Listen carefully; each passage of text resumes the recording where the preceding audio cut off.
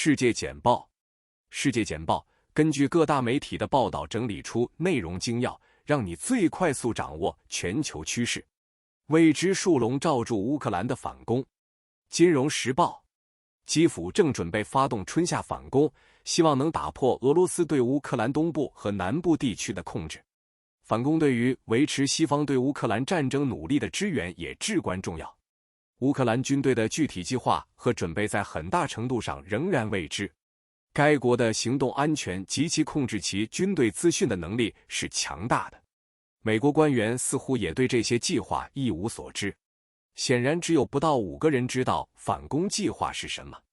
尽管保密，但一些观察家推测，进攻的主旨将是一路向南推进到亚速海，这将被占领的克里米亚与俄罗斯领土分开。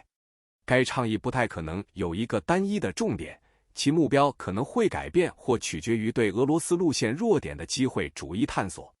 乌克兰军队面临重大挑战，前线的大部分被坚固的防御工事占据。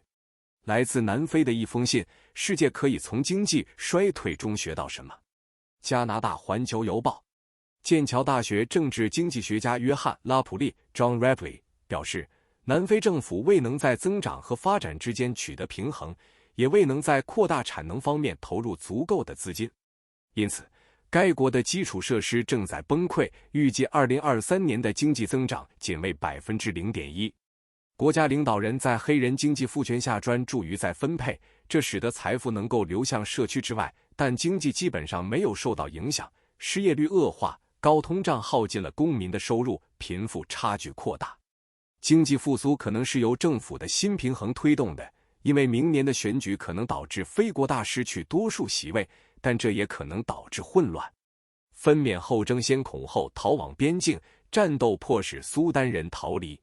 路透社的一篇文章报道了23岁的孕妇 Sam Adam 的故事。当武装民兵袭击和掠夺她在苏丹达尔富尔西部地区的村庄时，她被困并处于分娩状态。当邻居们越过边境逃到查德时，亚当独自一人在他的姐姐和母亲来救他之前生下了孩子。然后这些妇女开始了30多公里的跋涉，穿越干旱的灌木丛进入查德。在那里，他们加入了自苏丹军队与准军事快速支援部队 RSF 之间的冲突重新爆发以来，逃离达尔富尔西部前往查德的其他2万名苏丹难民。拜登将在白宫记者晚宴上讨论被错误拘留的美国人。CNN， 美国总统拜登将自宣布竞选连任以来首次出席白宫记者晚宴，届时他将谈到世界各地新闻自由的重要性。他将被错误拘留的美国人带回家的承诺，以及第一修正案的重要性。虽然经济和乌克兰正在进行的战争等问题可能会成为焦点，但预计拜登的演讲将超越笑话和一句话。喜剧演员小罗伊·伍德 （Roy Wood Jr.） 将在周6晚上提供娱乐节目。1年1度的黑领带活动标志驻政治家和记者社交的难得机会。供应链70。加拿大杂货巨头与其供应商之间的食品大战。多伦多星报，加拿大的中小型食品供应商表示，他们与该国最大的杂货连锁店，包括 Loblaw Companies、Empire Company、Metro 和 Walmart 之间的权力不平衡日益严重。最大的商店控制住大约 70% 的加拿大市场，使小型供应商遭受不公平的做法，包括退市、进入商店的费用上涨、无法解释的退款和长达数月的付款延迟。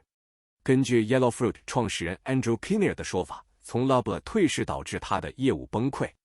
数十家供应商，包括支付了约10万加元的上市费的 Emily 和因滞纳金和因不明原因费用而欠40万加元的 Chris， 分享了类似的经历。批评人士说，这些供应商支付的费用阻碍了创新，阻碍了投资。巴拉圭妇女为打破政治玻璃天花板而战。路透社，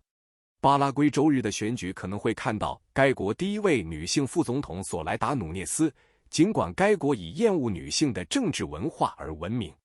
全国只有 15% 的立法者是女性，5年前的最后一次选举中只有1名女性候选人。然而，在最近的选举中，有7名女性参选，在26名候选人中，以及右翼和左翼政党承诺在其内阁中引入性别平等。苏纳克旅游税突袭后，新邦德街的空置量翻了一番。英国《每日电讯》在2021年初，英国结束在伦敦对非欧盟公民的免增值税购物后，新邦德街零售商正在努力应对租金和营业费率上涨的国际购物者人数下降。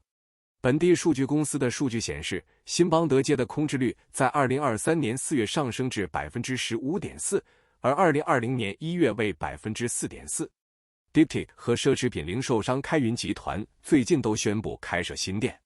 然而，高档手袋品牌 Mulberry's New Bond Street 精品店在2月份关闭，引发了人们的担忧，即该地区可能会跟随影响临近牛津街的趋势。牛津街已经看到高端零售商的离开和糖果店的增加。零售商还担心，取消免增值税购物将使伦敦的主要零售地点与国际奢侈品目的地相比竞争力下降。新西区公司 New West End Company 呼吁财政大臣里希·苏纳克 Rishi Sunak 取消加值税，因为老板们声称英国企业正在输给欧洲。越南被牙膏馆毒品走私丑闻震惊。英国独立报，胡志明市的越南警方逮捕了65人，涉嫌向该国走私毒品，其中一些人藏在牙膏馆中。此前，上个月逮捕了4名越南航空公司的空服员，他们在从巴黎回家的航班上携带装满毒品的牙膏管。当局认为，同一个毒品集团利用在法国学习和生活的越南国民将毒品带入该国。尽管有严格的毒品法律，越南是一个主要的贩毒中心，持有或走私的定罪可能导致死刑。为什么你也应该对黄金着迷？加拿大环球邮报，